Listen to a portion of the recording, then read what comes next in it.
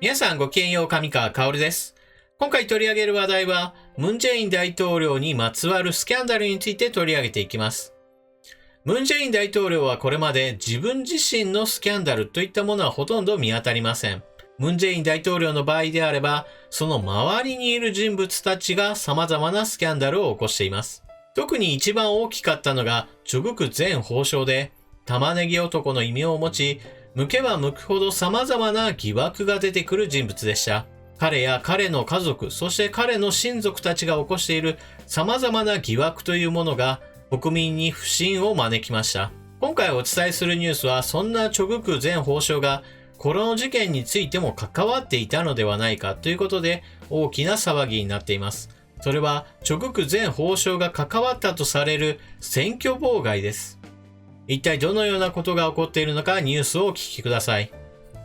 ムン・ジェイン政権に新疑惑、ウルサン市長選に介入、チョ元法相が現職市長周辺の捜査指示か、朝鮮日報が報道。警告政界に激震が走っている。朝鮮日報がムン・ジェイン大統領の友人が出馬、当選した昨年のウルサン市長選の直前、大統領府が現職市長周辺の捜査を警察に指示したという衝撃的疑惑を報じたのだ。事実なら露骨な選挙介入と言える。大統領府の指示は、ムン氏の最側近で、当時法務行政全般に影響力を持つ民情首席秘書官だった玉ねぎ男ことチョグク元法相が行ったという。朝鮮日報が27日トップ級ニュースとして報じたのは、2018年6月に行われたウルサン市長選をめぐるムン政権の疑惑だ。ウルサン警察庁は昨年3月、当時市長だった保守系のキム・ギヒョン氏の側近が生コン業者の選定で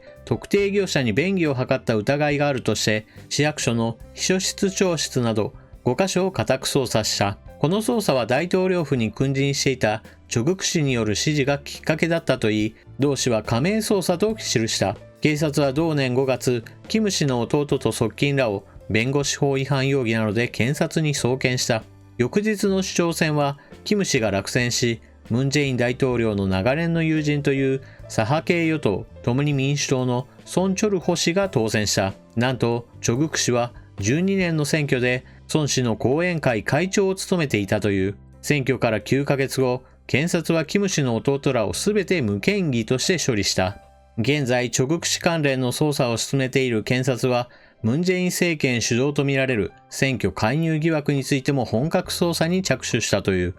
ただ、大統領府報道官は、左派系新聞を通じて27日、加盟捜査は事実無根と否定した。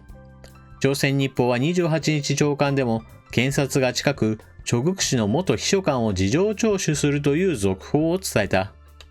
チョグク前法相が警察の捜査に介入したのではないか、そして選挙結果に大きな影響を与えたのではないかというこの疑惑について、関係者への取り調べが行われるようになりました。しかし、捜査が核心部分に触れると事態は思わぬ方向に展開しました。検察総長に申し訳ない、青瓦台の加盟捜査疑惑で行政官が遺体で発見。ペク・ウォヌ前青瓦台民情秘書官が運営していた、いわゆるペク・ウォヌ別動隊で勤めていた検察捜査官が1日、検察調査を控えて遺体で発見された。該当捜査官は遺書とされるメモで、ユン・ソクヨル検察総長に申し訳ないと書き残したことが確認された。検察が青瓦台による加盟捜査の疑惑をめぐる捜査が速度を出していた中で、革新的な参考人が遺体で見つかり、波紋は手の施しようもなく拡大するものとみられる。中央日報の取材結果、ペク氏が別途に組織した民情秘書官室傘下の公職監察先端組織に属していた捜査官 A 氏は、この日午後3時9分頃、知人が運営するソウルソチョンドンのある事務室で遺体で見つかった。検察の取り調べを受ける約3時間前だ。A 氏が手書きで作成した遺書には、ユン総長に申し訳ないと書かれていたことが確認された。検察が捜査していた青瓦台による加盟捜査をめぐる疑惑に関連し、青瓦台の介入事実を一定部分認めたものという解釈が出てくる可能性もある。A 氏は家族への申し訳ない気持ちも遺書に書き残したと伝えられた。A 氏の家族と知人は警察の調査で最近息子が名門大学の面接を受けることもあったが信じられない。嬉しいことがあったのに残念だと述べたことが分かった。今回のスキャンダルはチョグク氏が秘書官時代に起こした行動が話題になっています。彼が命令すれば警察が動き、そして対立勢力の選挙妨害ができたのではないかというのが大きな問題になっています。当時、チョグク氏は秘書官であって、どこか警察を直接指揮するような役職についていたわけではありません。しかし、ムン・ジェイン大統領の最側近とも言われているような人物の命令さえあれば、警察が動くのっていうのであれば、これは大きな問題です。そして警察の捜査によって誰かが逮捕されたのかといえば、そういったわけでもありません。ですから、警察が動いて家宅捜索を行ったのに、実際には誰も逮捕されなかったというのですから、これが選挙の妨害を目的としていたという言葉にはかなりの信憑性があります。選挙が行われるという段階にあって、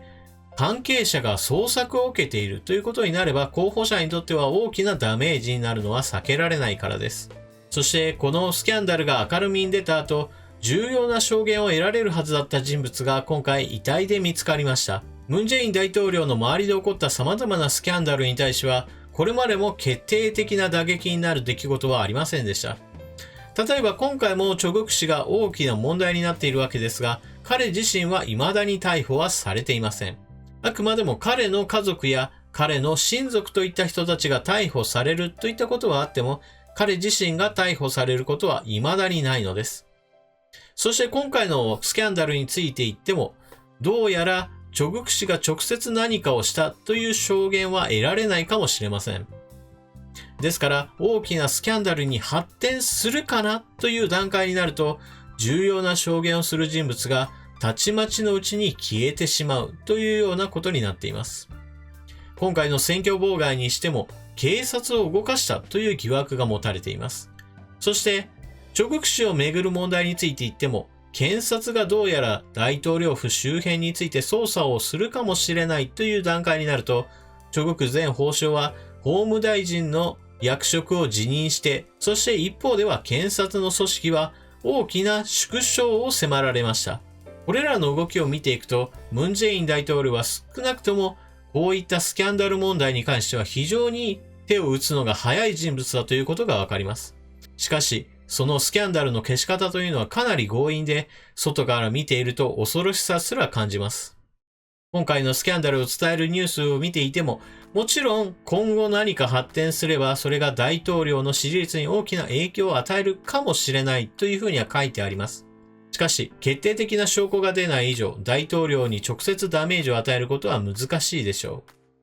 このスキャンダルが拡大するような新たな疑惑や新たな証言、新たな証拠が出てくるのかというのは少し見ていこうと思います。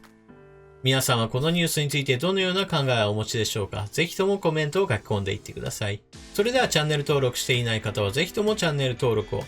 動画への評価、SNS 等の拡散も大歓迎です。それでは次の動画でまたお目にかかりましょう。またね。